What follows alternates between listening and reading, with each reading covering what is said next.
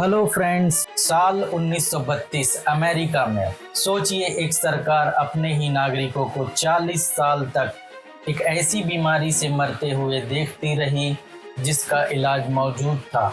वो लोग धीरे धीरे कमज़ोर होते गए, उनकी हालत बिगड़ती गई और उन्हें ये तक नहीं बताया गया कि उनके साथ क्या हो रहा है।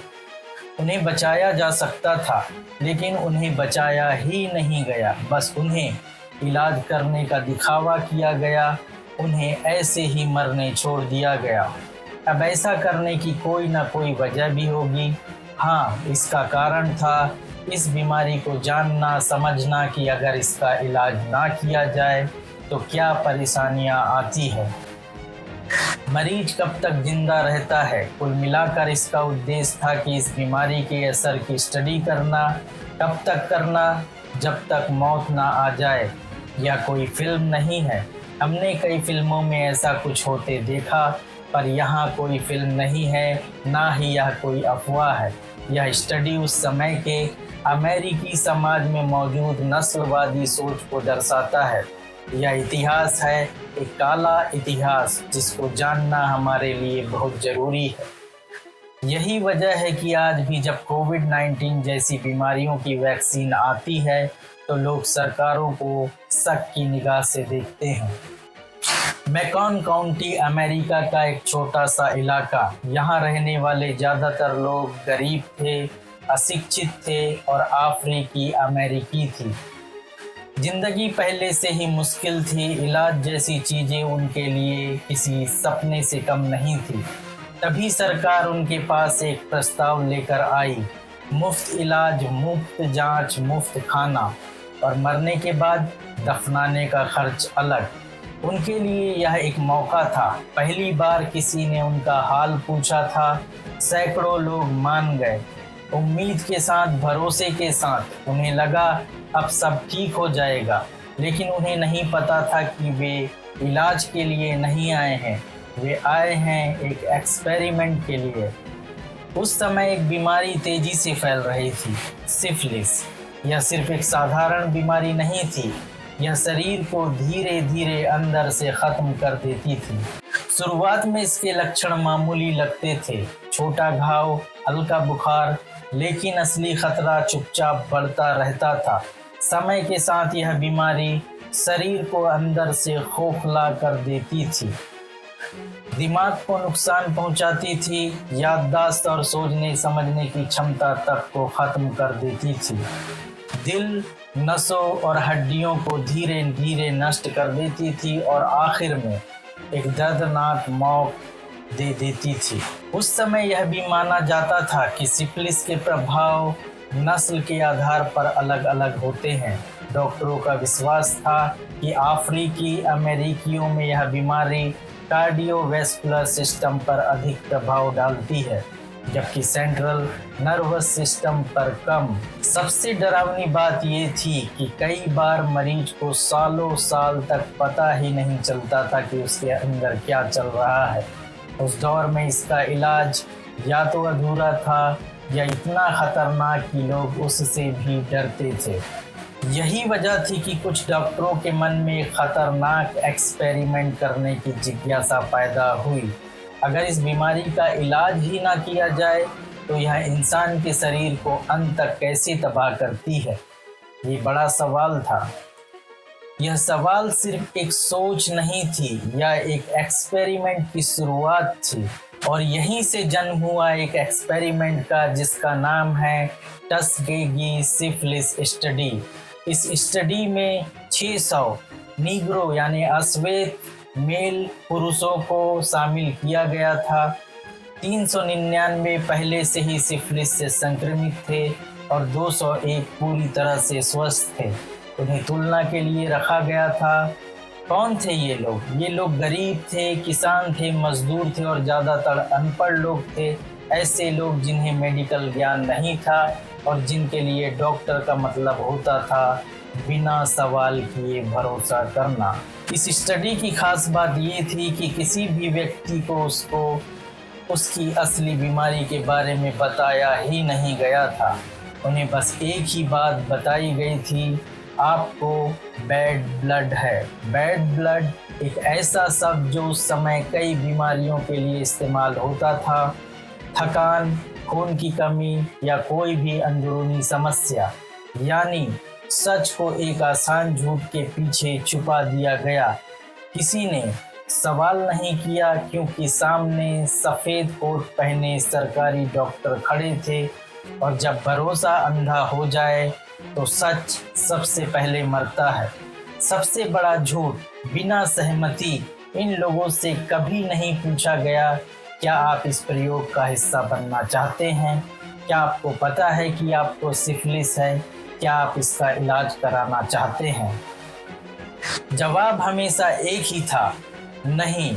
उन्हें सच बताया ही नहीं गया, उन्हें विकल्प दिया ही नहीं गया। आज जिसे हम कहते हैं इन्फॉर्म कंसेंट, उसका यहाँ पूरी तरह उल्लंघन हुआ। लोगों को जानबूझकर अंधेरे में रखा गया और उनके भरोसे को ही उनके खिलाफ इस्तेमाल किया गया। शुरुआत में लोगों को सिर्फ यह बताया गया कि यह इलाज 6 महीने चलेगा, लेकिन इसे 40 सालों तक बढ़ा दिया गया। अब कहानी का सबसे डरावना मोड़ आता है। 1940 के दशक में सिफिलिस का इलाज मिल चुका था। जी हाँ, पेनिसिलिन खोजी जा चुकी थी। यह सस्ता था, आसानी से उपलब्ध हो जाती थी और बहुत असरदार थी, यानी अब लोगों को बचाया जा सकता था। लेकिन डॉक्टरों ने क्या किया? मरीजों को पेनिसिलिन नहीं दी। लोकल अस्पतालों को निर्देश दिया गया कि इनका इलाज ना किया जाए। यहाँ तक कि जब कुछ लोग आर्मी में भर्ती हुए तब भी उनका इलाज रुकवा दिया गया। क्यों? क्योंकि वो देखना चाहते थे कि अगर इलाज ना दिया जाए तो इंसान कितनी देर में मरता था। यही था असली विश्वासघात। मरीजों को यह महसूस ही नहीं होने दिया गया कि उनके साथ धोखा हो रहा है। डॉक्टरों ने विटामिन दिए, टॉनिक दिए, नकली दवाइयाँ दी जिन्हें प्लेसिबो कहते हैं, लेकिन इलाज नहीं दिया। और हर बार कहा गया यह आपका खास इलाज है। सबसे दर्दनाक था स्पाइनल टैप, रीढ़ की हड्डी में सुई घुसाकर सैंपल लेना। इसे उन्होंने स्पेशल ट्रीटमेंट कहकर पेश किया, लेकिन असल में यह सिर्फ डेटा इकट्ठा करने का एक तरीका था, इलाज नहीं। ये तो एक्सपेरिमेंट था। 40 सालों में जो हुआ वह सिर्फ आंकड़े नहीं है, वह टूटती जिंदगियां हैं। दर्जनों मेल सीधे सिफिलिस से मरे, 100 से ज्यादा जटिलताओं से मरे, 40 से ज्यादा लोगों की पत्नियां संक्रमित हुईं और 19 बच्चे इस बीमारी के साथ पैदा हुए। यह सिर्फ मरीज नहीं थे, पूरे परिवार को इसकी कीमत चुकानी पड़ रही थी। एक ऐसा अपराध की सजा जिसकी उन्हें खबर तक नहीं थी। तो क्या इसके बारे में कोई नहीं जानता था? लोगों ने चुप्पी क्यों साधी हुई थी? यह कोई छुपा हुआ प्रयोग नहीं था। मेडिकल जर्नल्स में इसके पेपर छपते रहे। सरकार जानती थी, डॉक्टर जानते थे, कुछ लोगों ने सवाल भी उठाए, लेकिन उन्हें दबा दिया गया क्योंकि इस प्रयोग को महत्वपूर्ण और वेरी इंपॉर्टेंट कहा गया। और जब रिसर्च इंसानियत से ऊपर चली जाए तो सच दबा दिया जाता है। इस प्रयोग की शुरुआत ऐसे हुई। 1928 में एक स्टडी हुई जिसे ओस्लो स्टडी कहा गया। इस स्टडी में 100 से ज़्यादा अमेरिकन लोग, मतलब गोरे अमेरिकन लोगों में सिफिलिस की बीमारी के प्रभाव पर रिपोर्ट दी गई। यह एक रेट्रोस्पेक्टिव स्टडी थी, मतलब जिन लोगों को ये बीमारी हो चुकी थी उनसे जानकारी ली गई और बीमारी के दौरान क्या क्या लक्षण दिखाई दिए, क्या क्या परेशानियां आई गई, ये जानकारी इकट्ठी की गई। टस्केगी में पब्लिक हेल्थ सर्विस सेवा PHS के सिफिलिस अध्ययन समूह ने ओस्लो स्टडी के आधार पर एक प्रोस्पेक्टिव यानी भावी स्टडी करने का निर्णय लिया। यह अध्ययन शुरू में 6 महीने का वर्णनात्मक महामारी विज्ञान अध्ययन था, जिसका मतलब है कि किन लोगों को कब और कहाँ ये बीमारी हो रही है इसकी जानकारी लेना। इसका एक उद्देश्य ये भी था कि मैकॉन काउंटी नामक शहर की आबादी में सिफिलिस से जुड़ी बीमारियों के प्रभावों को समझना। शोधकर्ताओं का मानना था कि वे प्रतिभागियों को नुकसान नहीं पहुंचा रहे हैं, क्योंकि उनके अनुसार इन लोगों को वैसे भी इलाज मिलने की संभावना बहुत कम है। सेकेंड वर्ल्ड वॉर के दौरान 256 संक्रमित पुरुष सेना में भर्ती के लिए पंजीकृत हुए और उन्हें सिफिलिस का इलाज कराने का आदेश दिया गया, लेकिन पीएचएस शोधकर्ताओं ने उन्हें इलाज लेने से रोक दिया, जिससे उनके ठीक होने की संभावना पूरी तरह से खत्म हो गई। 1972 में अध्ययन समाप्त होने तक केवल 74 प्रतिभागी जीवित बचे थे। अब ये सच सामने कैसे आया? 1972 में पीटर बॉक्सटन ने सरकारी दस्तावेज लीक किए। एक पत्रकार जीन हेलर ने इस कहानी को दुनिया के सामने लेकर आया। पूरा अमेरिका इस कहानी को पढ़कर हिल गया। अखबारों की हेडलाइन चीख रही थी, सरकार ने अपने ही लोगों को मरने दिया। जनता गुस्से में थी। कांग्रेस ने जांच शुरू की और 40 साल बाद इस स्टडी को आखिरकार बंद कर दिया गया। इसके पहले अमेरिकी सार्वजनिक स्वास्थ्य सेवा पीएचएस में कार्यरत कुछ लोगों जैसे ऑस्टिन वी डीबर्ट और एल्बर्ट पी स्क्रैंट ने इस स्टडी की आलोचना की, मुख्यतः इसके खराब वैज्ञानिक तरीकों के कारण। पीएचएस से बाहर के पहले आलोचक काउंट गिब्सन थे, जो वर्जीनिया के मेडिकल कॉलेज में एसोसिएट प्रोफेसर थे। उन्होंने 1955 में अपनी नैतिक चिंताएं सिडनी ओलेंस्की को बताई, जो इस स्टडी के प्रमुख डॉक्टरों में से एक थे। 1966 में पीटर बॉक्सटन, जो सैन फ्रांसिस्को में पीएचएस के शोधकर्ता ने इस अध्ययन की नैतिकता पर सवाल उठाया। 1968 में विलियम कार्टर जेनकिंस ने द ड्रम नामक एक न्यूज़लेटर शुरू किया और इसमें स्टडी को समाप्त करने की मांग की, लेकिन उनकी बात पर ध्यान ही नहीं दिया गया। आखिरकार 1972 में बॉक्सटन ने मीडिया का सहारा लिया। 25 जुलाई 1972 को यह खबर सामने आई और जीन हेलर ने इसे प्रकाशित किया। इसके बाद यह द न्यूयॉर्क टाइम्स के पहले पन्ने की खबर बन गई। एडवर्ड कैनेडी ने इस पर सुनवाई करवाई, जिसमें बॉक्सटन और अन्य अधिकारियों ने गवाही दी। अब इन लोगों को क्या सजा हुई? सरकार ने मुआवजा दिया, इलाज मुहैया कराया, लेकिन भरोसा वह कभी वापस नहीं आया। 1997 में राष्ट्रपति बिल क्लिंटन ने इस अध्ययन के पीड़ितों से औपचारिक माफी मांगी और इसे शर्मनाक और नस्लवादी बताया। What was done cannot be undone, but we can end the silence. We can stop turning our heads away. We can look at you in the eye and finally say, on behalf of the American people, what the United States government did was shameful, and I am sorry. उन्होंने कहा, जो हुआ उसे बदला नहीं जा सकता, लेकिन हम चुप्पी खत्म कर सकते हैं। हम नजरें चुराना बंद कर सकते हैं और आपसे आंख मिलाकर कह सकते हैं कि अमेरिकी सरकार ने जो किया वह शर्मनाक था और मुझे इसका खेद है, लेकिन तब तक कई पीढ़ियां इसकी कीमत चुका चुकी हैं। इस माफ़ी के बाद 1999 में टस्केगी में बायो एथिक्स केंद्र स्थापित किया गया और 2009 में लिगेसी म्यूजियम खोला गया ताकि इस स्टडी के पीड़ितों को सम्मान दिया जा सके। 1997 के समारोह में शामिल बचे हुए प्रतिभागियों में शामिल थे Charlie Pollard, Herman Shaw, Carter Howard, Fred Simmons, Frederick Moss. इस घटना ने क्या बदला? इस एक घटना ने मेडिकल इतिहास की दिशा बदल दी। इसके बाद इन्फॉर्म कंसेंट अनिवार्य हुआ, एथिक्स कमेटी बनाई गई, बेलमोंट रिपोर्ट लिखा गया।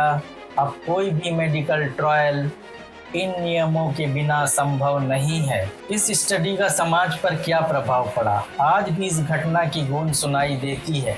लोग डॉक्टरों पर भरोसा करने से डरते हैं, वैक्सीन पर संदेह करते हैं, रिसर्च में हिस्सा लेने से हिचकिचाते हैं। इसे कहा जाता है टस्केगी इफेक्ट, एक ऐसा घाव जो आज भी पूरी तरह भरा नहीं है। यह स्टडी उस समय के अमेरिकी समाज में मौजूद नस्लवादी सोच को दर्शाती है। इसमें शामिल सभी प्रतिभागी गरीब ग्रामीण अफ्रीकी अमेरिकी पुरुष थे जिनकी स्वास्थ्य सेवाओं तक सीमित पहुंच थी। टेलिए फेरो क्लार्क ने कहा था कि अश्वेत समुदाय की कम बुद्धिमत्ता, खराब आर्थिक स्थिति और यौन व्यवहार सिफिलिस के फैलाव का कारण है, जो एक स्पष्ट रूप से नस्लवादी दृष्टिकोण था। वास्तव में इन लोगों की भागीदारी इसलिए सुनिश्चित हुई क्योंकि उन्हें मुफ्त चिकित्सा सुविधा का लालच दिया गया, जो उस समय उनके लिए दुर्लभ थी। इस अध्ययन के खुलासे के बाद अफ्रीकी अमेरिकी समुदाय में चिकित्सा, स्वास्थ्य और सरकार के प्रति गहरा अविश्वास पैदा हुआ। कई लोगों ने नियमित स्वास्थ्य सेवाएं लेने से भी दूरी बना ली। 1999 के एक सर्वे में पाया गया कि 80% अफ्रीकी अमेरिकी पुरुष गलत तरीके से मानते थे कि प्रतिभागियों को सिफिलिस का इंजेक्शन दिया गया था। वेनिसा नॉर्थिंगटन कैम्बल ने कहा कि यह अध्ययन अविश्वास का एक कारण जरूर था, लेकिन यह अकेला कारण नहीं था। इसके पहले भी अमेरिकी इतिहास में अश्वेत लोगों पर कई अनैतिक चिकित्सा प्रयोग किए गए थे, जैसे गुलामी के दौर में बिना एनेस्थीसिया सर्जरी और शवों का दुरुपयोग। 2016 के एक अध्ययन में पाया गया कि 1972 में इस अध्ययन के उजागर होने के बाद अश्वेत पुरुषों में डॉक्टर के पास जाने की दर कम हुई, मृत्यु दर बढ़ी, जीवन प्रत्याशा में लगभग 1.4 वर्ष की गिरावट आई। सरकार पर अविश्वास के कारण 1980 के दशक में यह अफवाह भी फैली कि HIV एड्स वायरस सरकार द्वारा जानबूझकर फैलाया गया था। 1992 में एक इंटरव्यू में सिडनी ओलेंस्की ने यह भी कहा कि प्रतिभागियों को अशिक्षित होना अध्ययन जारी रखने में मददगार था, जो इस प्रयोग की अनैतिकता को और उजागर करता है। कोविड-19 के दौरान भी कुछ अफ्रीकी अमेरिकी लोगों में वैक्सीन के प्रति हिचकिचाहट का एक कारण यह ऐतिहासिक घटना रही। टस्केगी सिफिलिस स्टडी सिर्फ एक मेडिकल गलती नहीं थी, यह था नस्लवाद, लालच और इंसानियत की हार। यह हमें सिखाती है कि साइंस अगर नैतिकता से दूर हो जाए तो वह सबसे खतरनाक हथियार बन सकती है। इस अध्ययन के पीछे एक प्रमुख उद्देश्य यह भी था कि यह समझा जाए कि सिफिलिस का इलाज कितनी हद तक आवश्यक है और बीमारी के किस चरण में इलाज किया जाना चाहिए। इसी कारण शोधकर्ताओं ने विशेष रूप से लेटेंट सिफिलिस, देर से छिपी हुई अवस्था वाले मरीजों के अवलोकन पर जोर दिया। लेकिन वास्तविकता में यह अध्ययन वैज्ञानिक रूप से भी सही तरीके से नहीं किया गया था। प्रतिभागियों को मरकरी रब, न्यूऑर्सफेनामाइन, सल्वर्सन और बिस्मथ जैसे उपचार दिए गए। भले ही ये कम प्रभावी या वैसीले थे, इसलिए यह पूरी तरह अनुपचारित सिफिलिस का अध्ययन भी नहीं रहा। इन लोगों को शायद कभी पूरा न्याय नहीं मिला, लेकिन उन्हें भुला देना सबसे बड़ा अपराध होगा। अगर यह कहानी आपको हिला गई तो इसे शेयर करें, क्योंकि 40 साल तक यह सब इसलिए चलता रहा क्योंकि लोग चुप थे। उम्मीद है आपको यह जानकारी, ये वीडियो पसंद आया होगा। अगर आपको ये वीडियो पसंद आया तो इस चैनल को सब्सक्राइब कर लें, वीडियो को लाइक कर दें और कमेंट्स करना बिल्कुल ना भूलें। जय हिंद।